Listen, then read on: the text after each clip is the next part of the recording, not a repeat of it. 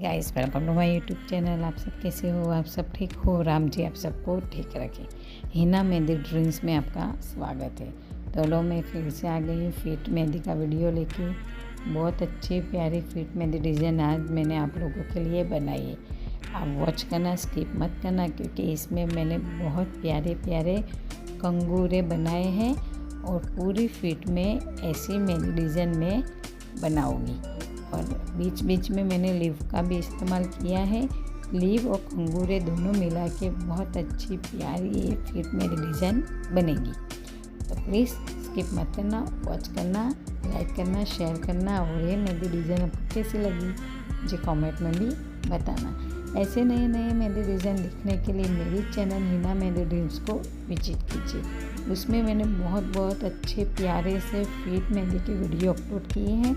तो उस सारे वीडियो में से आपको कोई ना कोई तो पसंद आ ही जाएगा, इसलिए विजिट करना ना भूलिएगा।